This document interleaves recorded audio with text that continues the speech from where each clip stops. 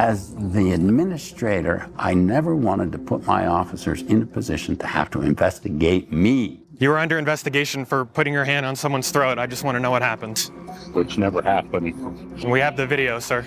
Obviously, there was some force used to get in the car. Would it be surprising to you if there was body cam or dash cam footage that showed your hand on his neck at one point? No, I don't think it'd be surprising. I just viewed it as something I've done literally hundreds upon hundreds upon hundreds of times.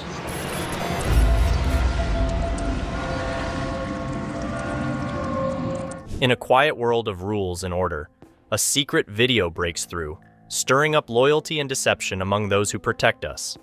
As truths come out, jobs hang in the balance, waiting to be revealed. In March 2021, Officer Lucas McTaggart responded to what seemed like a routine drunk and disorderly call. He was in the midst of training a new colleague, focusing primarily on ensuring the correct procedures were followed. The situation escalated when the suspect, in a state of intoxication, resisted arrest. A common occurrence at that level is intoxication. Initially, McTaggart wasn't overly concerned, given the presence of other seasoned officers, including Chief Dave Booth. However, he was taken aback when Booth applied pressure on the suspect's throat, a direct violation of departmental policy. This action was worrisome as Booth held a superior position, raising concerns about potential consequences for McTaggart if he spoke up. Despite the risk, McTaggart believed excessive force had been used and reported the incident. Later, during the investigation, McTaggart felt unfairly targeted, as though he had committed a wrongdoing. Is it on? Yeah. Okay. So it's September 1st, 2021, about 7:10 in the morning. So what we want to do is provide you some intro to what it is we're doing, ask some questions, and you're welcome to ask questions throughout. Ultimately, we want to talk about a written statement as well. That's kind of overall the big picture of what we're here to do. So we're doing an internal affairs investigation for Heber City Police Department. Okay. I've been asked by the mayor to do that. This has to do with the Jesse Rodriguez incident on March 31st, 2021. And as part of that, I think we're all on the same page, but just to make sure, there was already a criminal investigation of this. So there are actually two. So one focused on Jesse James Rodriguez, and the other one focused on whether there were criminal violations of excessive use of force. And so the Rodriguez one is still ongoing in court, and the other one is that there's no criminal charges pertaining to officers. So when it comes to this interview and us doing, whether it's an IA or you want to call it an administrative review or whatever it is, it's the same thing. So this isn't a Garrity interview. Okay? So Garrity interviews, generally speaking, are meant when there are criminal charges that could potentially be on the table, or at least an investigation is ongoing or could be ongoing. Or, actually could be an and or, but there's concerns about a person's propensity to tell the truth. So there's some question as to whether they're making inconsistent statements or false statements. And if that was the case, then Garrity can be given to make it perfectly clear that there is an obligation on the employee's part to tell the truth, the whole truth, and nothing but the truth, kind of an idea. And so Garrity provides protections to an employee, like in your spot, having to do with potential criminal investigation. Doesn't say crimes can't be brought if Garrity is given, but instead is saying anything that we were to talk about here cannot be shared with criminal investigators. Well, there's already been a criminal investigation conducted. We know there's no crimes that are going to come of that. And so at least that piece is not on the table, and so we won't do it.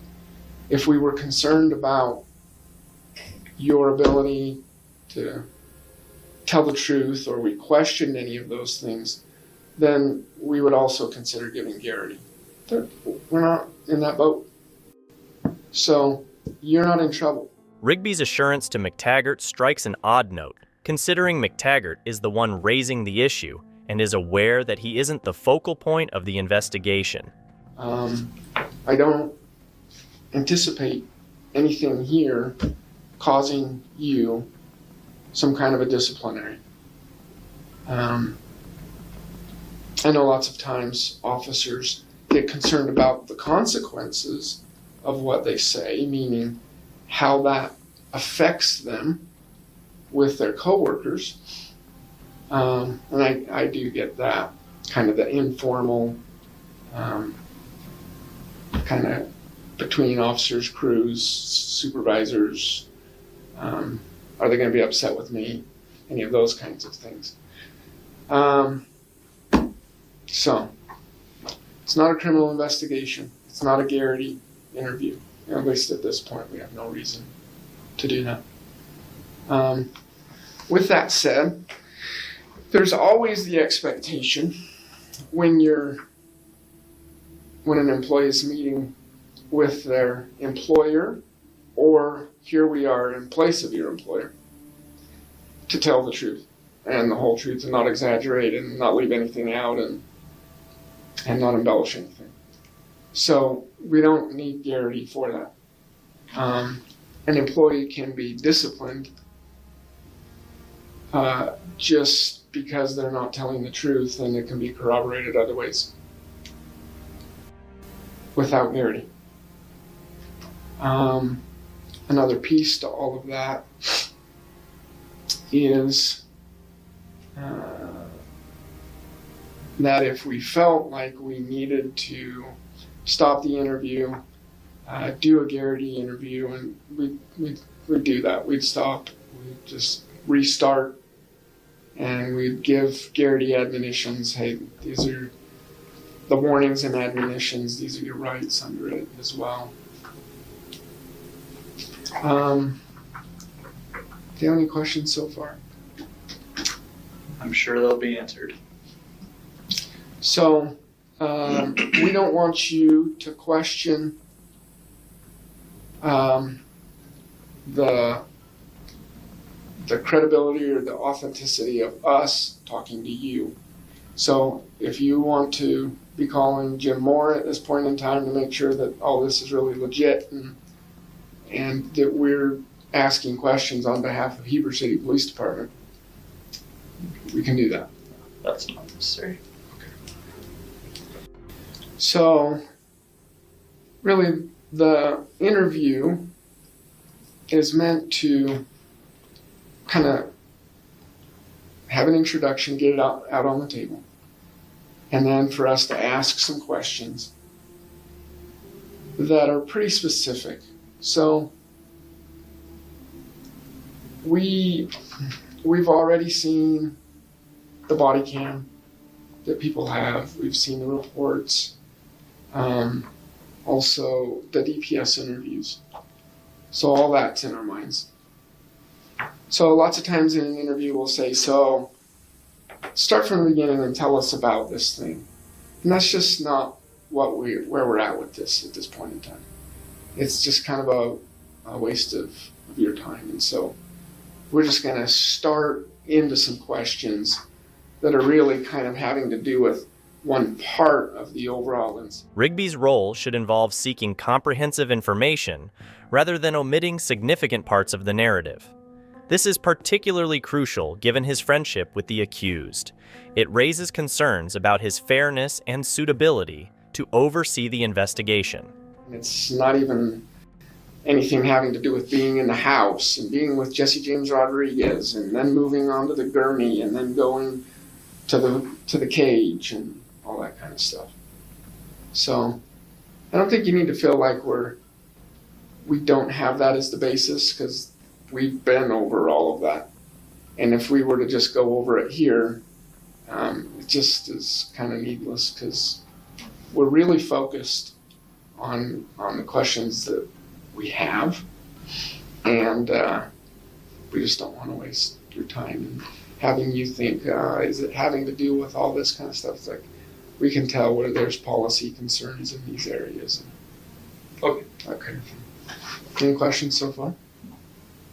We don't want to take time out of your CIT training, so that's why we're going to cut straight to the meat of the subject. It's very kind of you. Why, you're welcome. Very kind of you. All right. So, when it comes to how all of the concern came about, our concern has to do with inconsistent and false statements, not on your part. And so, the first question really that we have is, we know that you're the FTO to Adrian Gondaria on this call, March 31st, 2021, right? Mm-hmm. Liberty Station, Jesse Rodriguez.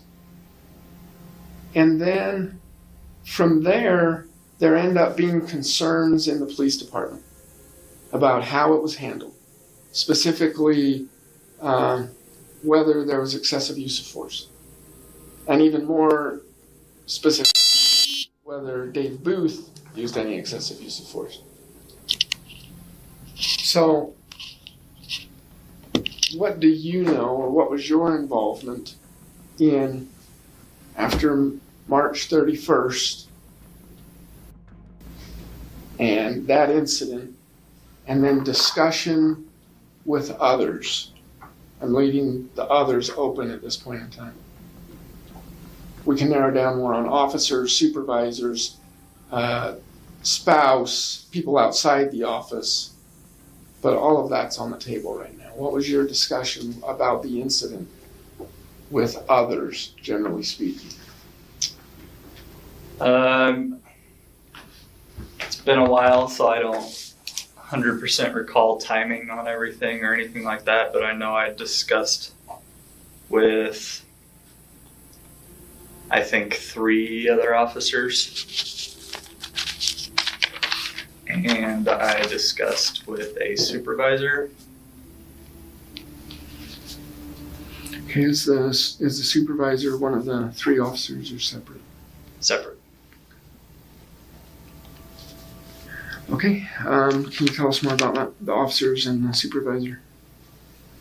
What are you looking for? Names? Times? What's best to your recollection? I believe I talked about it with Rojo, Richard, and I actually want to say Weischer, but that was kind of random because he was just in the office randomly. And that would have been, like I said, I don't remember time frames, but it would have been shortly after the incident, like within a couple days. So accurate to say shortly after incident, within a couple days. Okay. And the supervisor? Jarvie, Okay, and what were the circumstances there? my discussion with my supervisor, Uh-huh. I was doing what I was obligated to do by policy based on what I had seen. So, help us understand the circumstances of how that conversation happened.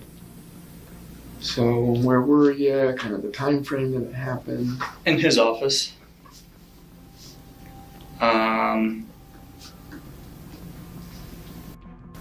Time frame still shortly after, but it was after I spoke to the other officers. So within days. McTaggart was taken aback by what he witnessed and wanted reassurance that his interpretation of the events was accurate. At what point do you think that Dave Booth used excessive force? When he put his hand on Jesse's neck and squeezed his neck to put him into the back of, I believe it was Adrian's car, but that patrol car.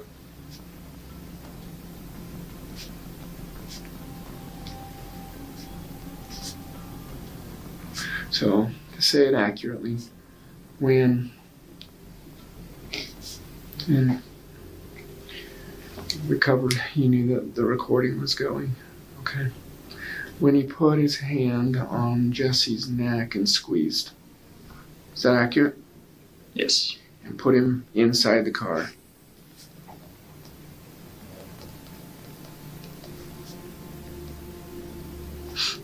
Is that fair to, inaccurate to say it that way? Yes. Put him inside the patrol vehicle. Okay.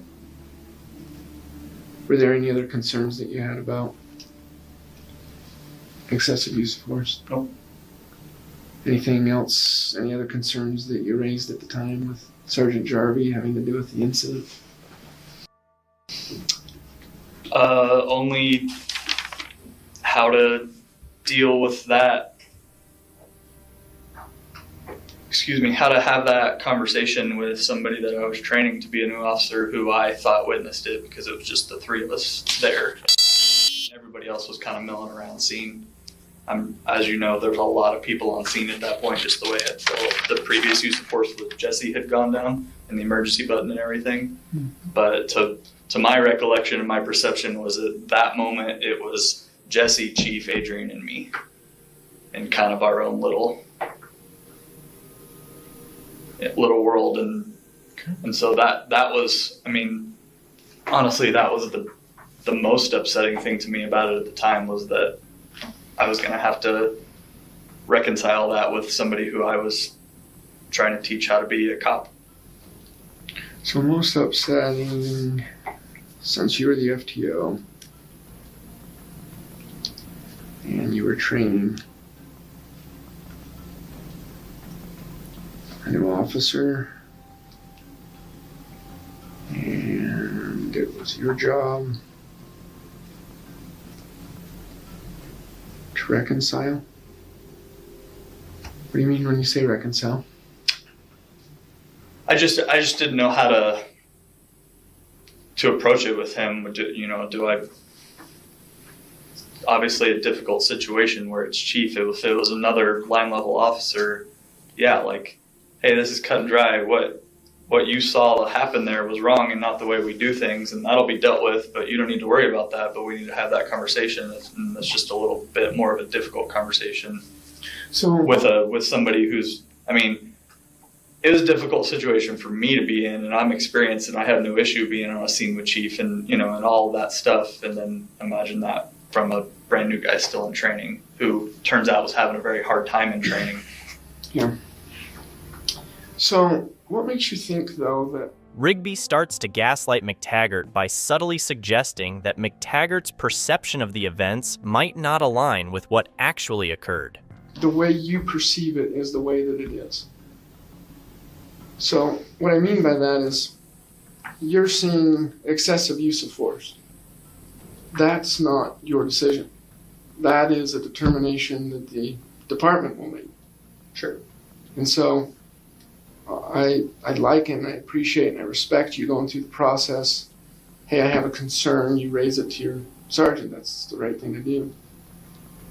And maybe I'm misunderstanding what you're saying here, but the way that it's coming across to me, at least at this point, is that you're feeling like you have to explain to the new employee that the chief just used excessive use of force and now we got to work through that. Am I misunderstanding that? You're not. The way that I perceived that, it was pretty cut and dry from what I perceived. I was right there with it, and I didn't see anything, especially with We've just been told chokeholds are against policy and all, George Floyd and everything else and people going to prison and all of this stuff.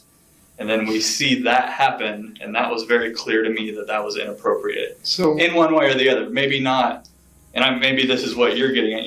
I'm not saying that, yeah, he committed a crime at that point. what's a chokehold mean? Anything applying pressure to the neck. I mean, they're saying George Floyd, they're relating that to a chokehold, and he had a knee on the back of his neck, and you can't stop breathing from the back of the neck. So I mean, what? Is that what your policy talks about with chokehold? Is anything that applies pressure to the neck? I don't know, honestly. I don't know off the top of my head right now. But and to back up, that wasn't anything on the back of the neck. I mean, I watched his hands squeeze around the front of his neck. How long do you think that lasted for? I have thought about that because my other concern when I researched what my obligation is, coming across the duty to intervene. And so I had a second to myself to, should I have stepped in and grabbed Chief's arm and said, hey, quit? I think by time everything processed what was happening, it was done. So I think, and I never saw the video, so I never saw it besides in that moment. But So this is just your recollection from your eyewitness account. You've never reviewed or watched a video since that? Not of that part, no. Okay. I've seen video of us fighting with Jesse, but Rigby's actions don't support McTaggart's perspective, potentially implying that McTaggart's perception of Booth's use of excessive force might be isolated or unsupported by others present.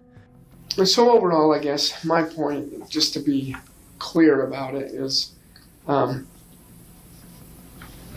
behalf of the police department, they don't see that as a conversation for an FTO to have with their new officer in making a determination that wasn't the way to do it. That can work for other things, but not for something like this. Because if you're going to go and talk with your sergeant because you're getting it off your shoulders, this is something that's important. McTaggart has the responsibility to highlight any actions that breach policy to the officer he's training. Failing to do so would establish an example that discourages speaking out against policy violations. How many times did you and Sergeant Garvey discuss this incident or this concern that I guess you had? You mentioned the one time in his office. Was there other times? like up to this point, Yeah. or Sure. it's come up again, yeah. So that happened. Thanks. That happened when it happened, and then to my recollection, it didn't come up for a long time again until I was given a heads up, hey, this investigation's happening. So just your initial meeting with him in the office, and then nothing for a considerable amount of time until you heard that, okay, yeah, something's going to come of this. Right. I mean, I think it was July when Chief went on leave, wasn't it? Or late June or July? Somewhere about that. So there was no more conversation, just that one time. You didn't have any other conversations at the office, out on the street, during a break, anything like that? Not that I remember, no, because Okay. I remember when it came back up, I had almost kind of, I thought that was dead in the water. And because of the time between when I had initially talked to him, when he was giving me the heads up, hey, this is happening. Despite McTaggart voicing his concerns, the department's slow response led him to fear that the incident would be overlooked or ignored entirely. To me, and here's the issue that I have, is that you're trying to say it on both sides, fence it. Say, I was concerned, but really I had no reason to be concerned because I didn't see the full thing of what happened. I disagree with that. I think that Help us understand. I was making it clear that based on what I saw, from my perspective, I observed excessive force. I was also recognizing that excessive force is not determined by my perspective. That's what it was. It's as simple as that. especially where that was a criminal investigation. So I'm not going to sit there, obviously I'm going to be honest, and this is what I saw, and I explained what I saw. And so I made that statement to acknowledge that knowing what I saw is this perspective. And so maybe I'll clarify to you then. I do not believe that there was anything that warranted that. But I also acknowledge that it is a possibility that something could have happened that I didn't see. That's a possibility. So you don't believe, help me understand that it warranted that. What's that? What Chief did, what I saw. You don't believe there was anything. According to department policy, any form of neck hold is prohibited, regardless of the suspect's actions, making such treatment unjustifiable. That warranted Booth taking his hand and putting it on Reed's So I didn't directly observe anything that warranted it. So I can definitely say that because that's my observations, right? And from where I was, which was close, it was, behind Adrian, but still close. Mm-hmm.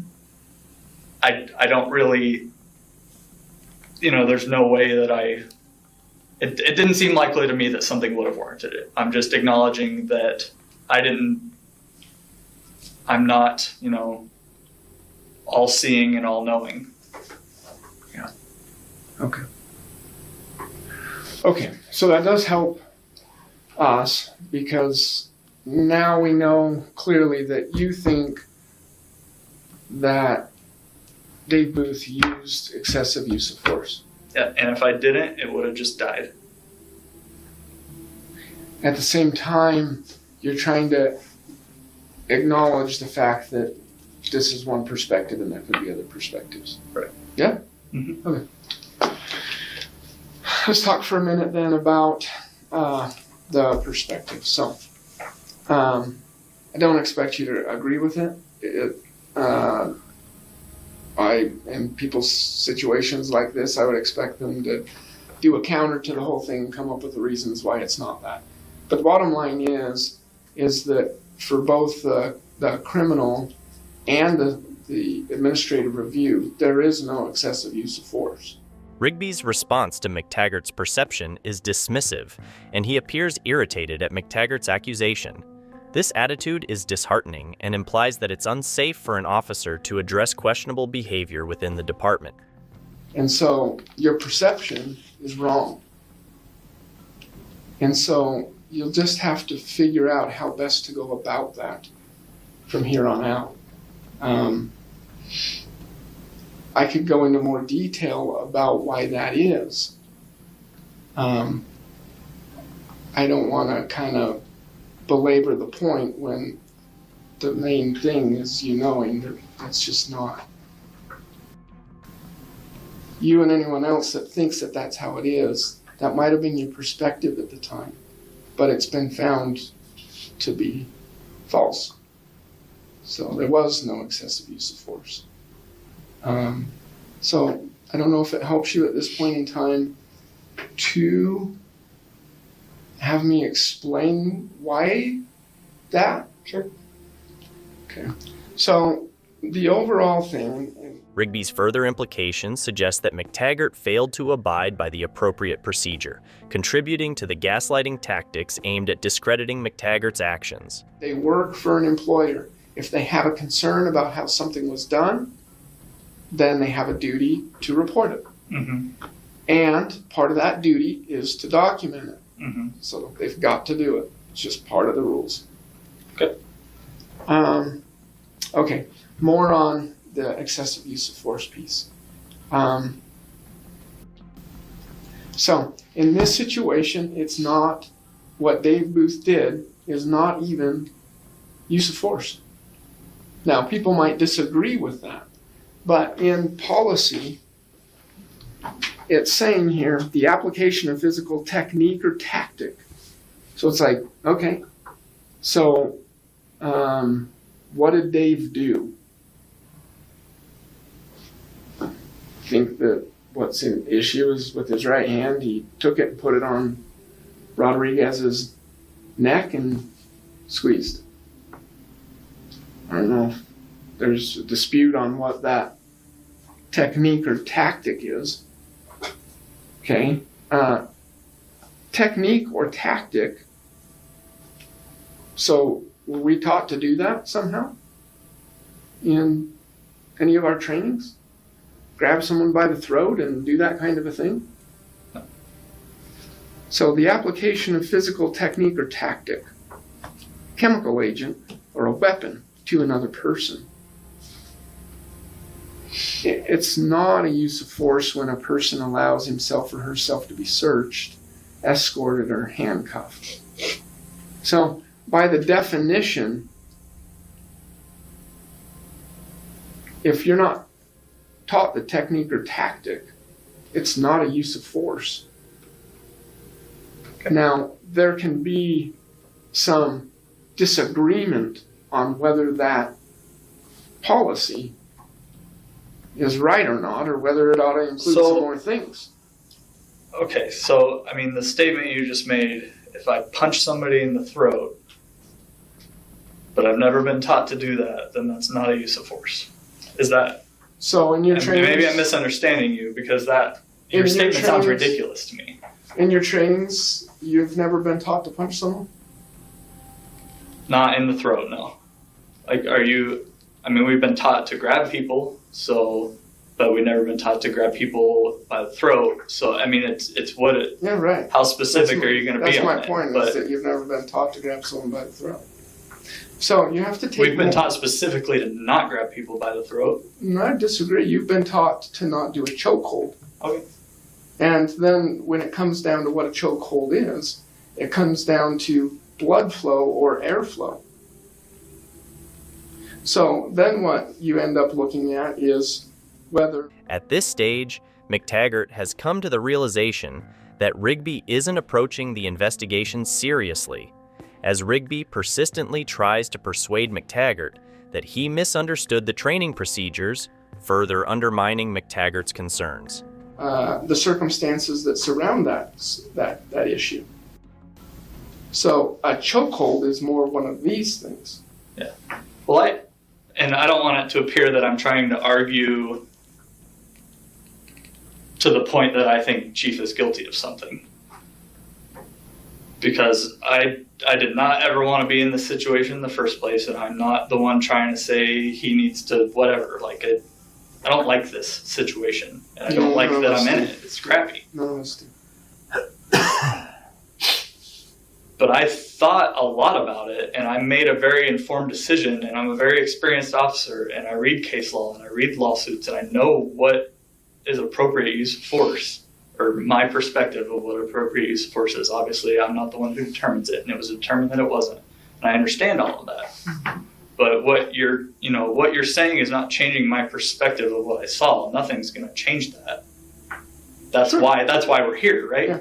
Well, because Lucas, it really comes down to the future, your future in the police department. Sure. So you can dig in your heels and say, and that's not what I'm doing. This is how I feel, and no one's going to change. And okay, that's your decision. You just won't get any trusted positions having to do with DT and use of force and sergeant and sure. those kinds of things because you're not willing to learn and be open-minded to it. Sure. So I'm just trying to help you understand that Lexipol and the attorneys that wrote it, mm-hmm. the prosecutors that reviewed the criminal case and fit it within the statute and how it fits into the policy. And then us going through this as well. Everyone's saying what happened there is not a use of force. And so the reason is because of the circumstances that surround it all. Mm-hmm. Yes, it's not a technique or tactic, but that's only one part. Mm-hmm. The other pieces have to do with it was incidental. So I don't know if anyone had a chance. I'll just speak about you specifically. You didn't look at the camera pieces. I'm not saying that you needed to, but when you look at the recordings of what happened and you go frame by frame, you have Jesse James Rodriguez who actually sits down in the vehicle. They're moving him. He's going back and forth at points. He is compliant. He's not. he wants to go a different direction. It's gradient level of compliance. It's not like you're all 100% compliant or 100% not compliant. Right. It's this kind of level of how that works. So, point is, Jesse James Rodriguez goes and sits in the vehicle. They get him in the vehicle. Now he decides he wants to come out. So now he's being some level of non-compliant. So he's coming out, he's leading with his head, and he and Dave Booth are now like this. And whether he doesn't make statements about kissing him until later, but at this point in time, he's known to be a spitter.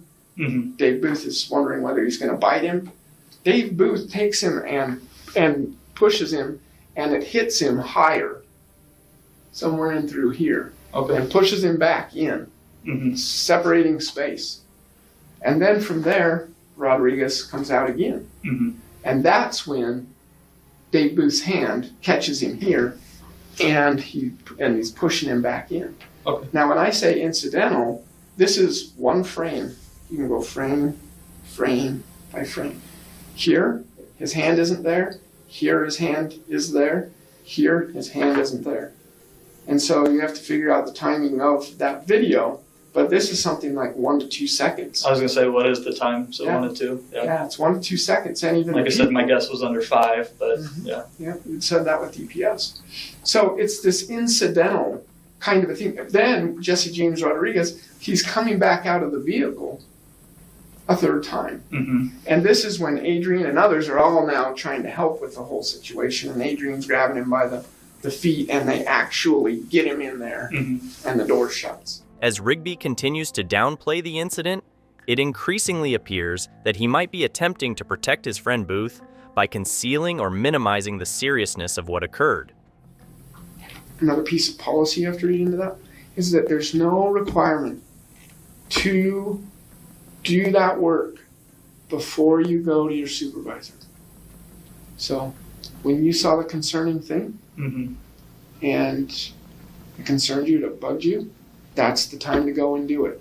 Now, as all of this progresses, right, then that continued work to try to figure out where things are at, that helps. Can you appreciate that this situation was changed by who it was? If this had been another officer, that probably, and I don't know because it wasn't, but that probably would have been the conversation immediately. It made things different because of who it was. It made things very serious immediately, in my mind. And that's why I'm not through with the investigation, so I guess. McTaggart's assessment is accurate. The investigation is being handled differently, likely due to the involvement of a higher-ranking officer.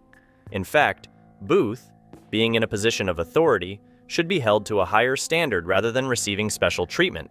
It's not fair for me to answer the question at this point in time, but I appreciate you raising the question with it because I think you have a valid point. Sure. From the beginning of all of it, I was trying to do the right thing. That's what I always try to do. I don't think anybody can question my integrity in anything I've done in this job, and I stand by that. And I was extra trying to do the right thing because it was my chief. And so what I still, the reservation or me holding back just a little bit is that to some extent, the more you trust someone, the less concerned you are with the issue. So, I don't know. Some people might take what I just said to say, oh, so we should sweep that under the rug. No. If you feel concerned about it, you should raise it. But to some extent, someone that has a lot of years' experience, or that's their expertise, or blah, blah, blah, you've had a lot of experience with them, yeah, it can be more. I mean, nobody wrote reports on this thing. Nobody went to the county attorneys on this thing. So there's just different indicators that's like, well, everyone was focusing on Richard Christ and Jesse James Rodriguez. That's where the issue that's where the use of force was. Right. Because that did involve technique. and tactic. Yeah. So, anyway, it's a good point. Anything else right now? No. So, here we are.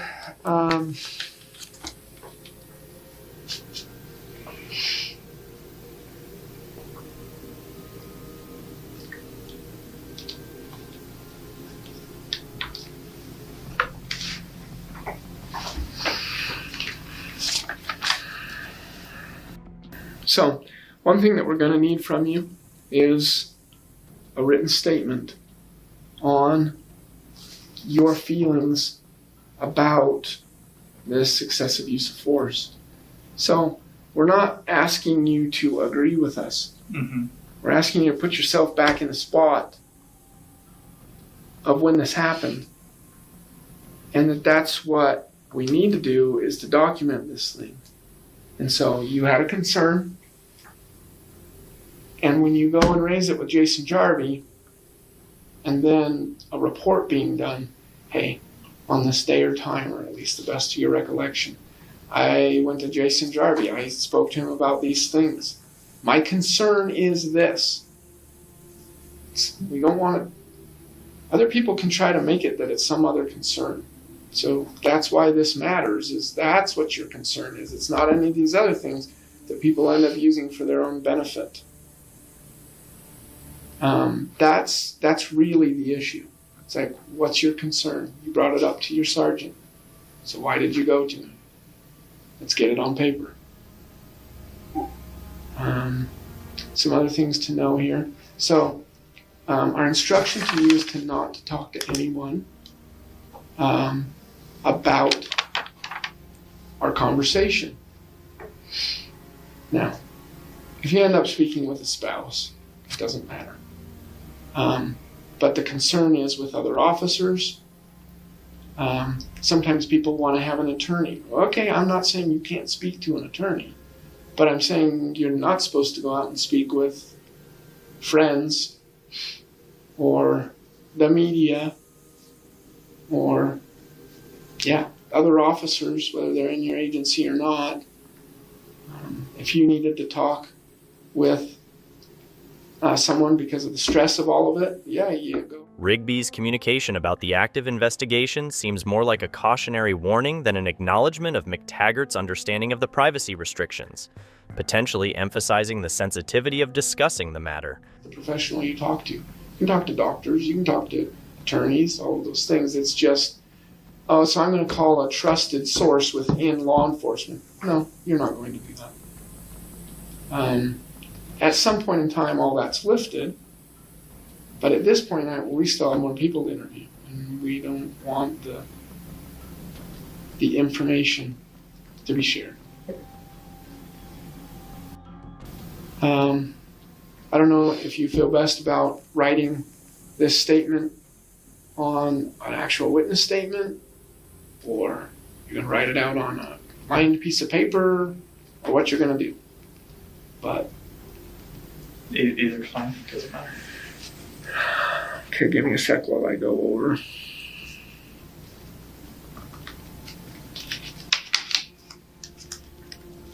So, I guess I'm not fully. I mean, my statement's been clear from the beginning. So what's happening by me writing it down? So that's what policy requires. For what? To document. To document me filing a formal complaint, or To document your concern. We have a recording, right? mm-hmm. We got the DPS recording. Yeah. The thing about recordings is that people can end up saying that that was a question, and then it prompted a response. And so you got the response you wanted because you asked that question. Mm-hmm. And so it's more of a, we're controlling this conversation, and you just have to submit to it. It's like, okay, I disagree, but all right. A statement is more, hey, you have a concern, right? You went to Jason Jarvie, you raised a concern. Mm-hmm. So on your own, when you write out what your concern is, now the department knows that that's how you feel. So in your case, it might be exactly the same as what you've stated here. But things have a way of changing over time when attorneys or others get involved. You're not in trouble here, even after some of the stuff that we've talked about and explained. You're not in trouble. You don't need to expect disciplinaries from this. Now, when I say that, we are not the decision makers. Right. So we take what we found, we turn it over to the mayor and the manager, and they take it from there.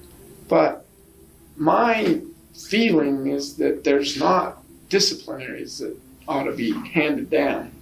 We went through some explanation, some what you might call counseling or something along those lines, some correction of, no, Lucas, we disagree with you. It's like this. Mm-hmm. And then if you were vocal, that's all wrong. They're completely wrong. This is how we're going to go ahead. You want to start training people that way. You want to start talking to people inside your crew that's when it's going to cause issues. Mm-hmm. Imposing the suggestion that McTaggart might face disciplinary consequences for not aligning with the investigation's outcome crosses a boundary, potentially pressuring him to comply or stay silent against his beliefs. But just because we have a conversation here about, hey, Lucas, that might have been your perception, but just so you know, this is the determination. You're going to have to wrap your mind around it, and then from here on out, move in that direction, at least if you're going to work for Heber. Mm-hmm. That's what it's meant to be. So the written part is just meant to say what you say. We're not telling you what to say. But your concern was so such and such, and you went to Jason Jarvie, so at least that much ought to be in there, but then we're out of it. You had a concern, we just want it written. What was your concern? It's what your policy Simple as that. requires. And that's what we're doing here is a policy application, a policy review, an IA. So can I ask, like, I realize you're telling me that I'm not in trouble, but you're not the one who gets me in trouble. Yeah.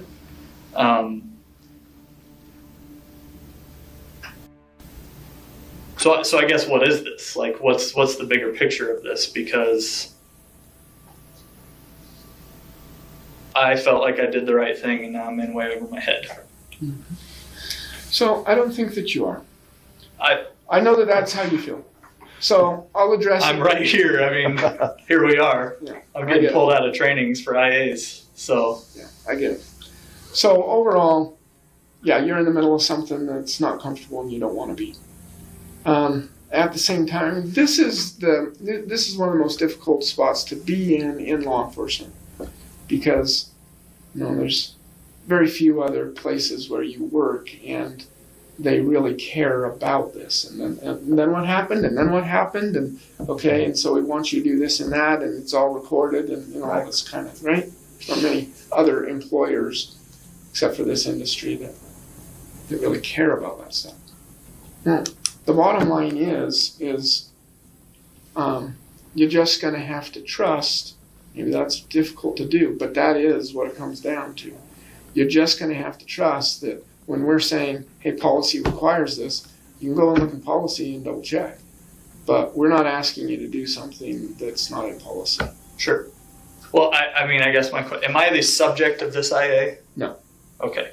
So somebody else, obviously an IA is on a person. I mean, that's... They can, right, they can all start, and it can be a generalized thing. Right. But I'm also not trying to And obviously pass you're this not off. going to tell me more information than that, but okay, so I'm not the subject of this And IA. I'm not trying to pass this off as though this is just an IA and it could be anybody, anything. It is not generalized that way. No. Okay. But no, you're not a subject.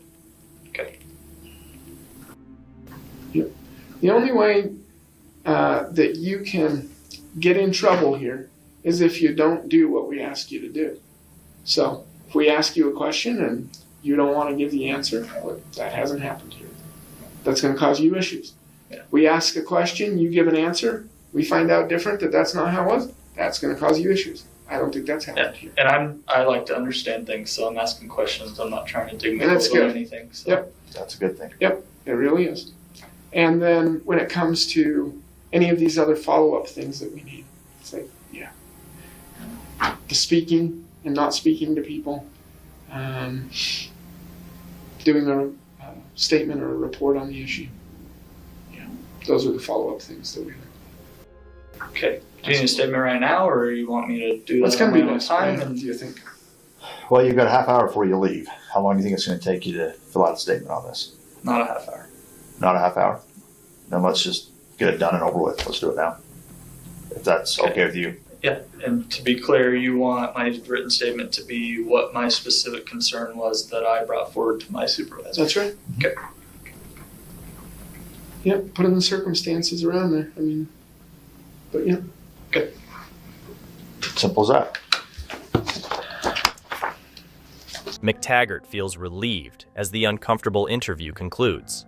However, he realizes the importance of carefully choosing his words when crafting his statement, considering the seriousness of the situation.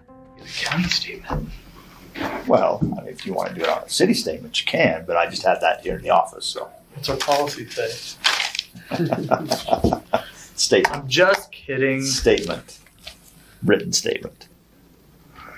2103. I don't remember. I was That's gonna fine. see if I could No, remember it. you're fine. March 31st, correct? Yes. It was. Yes.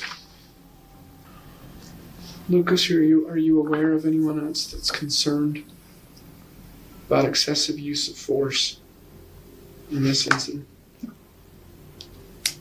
I should say in the police department.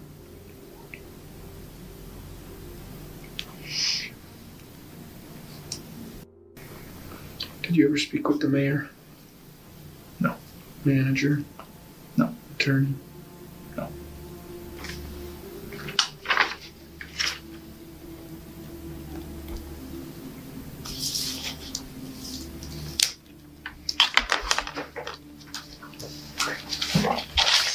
So a couple things.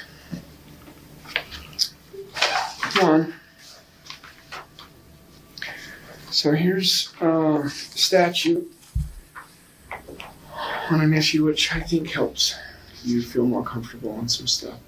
So an employer may not take adverse action against an employee because the employee communicates in good faith. That's the main piece there. A violation of suspected violation of law. So you've done that, and it's in good faith. How do we know that? An employee is presumed to have communicated in good faith if the employee gives written notice. To a person in authority over the person alleged. So, and then there's this piece of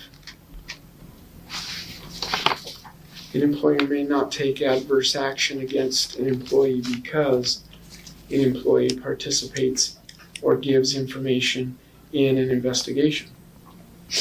So by doing that piece, and also by consenting to the interview as well, which I know it's required, but you get the good faith presumption.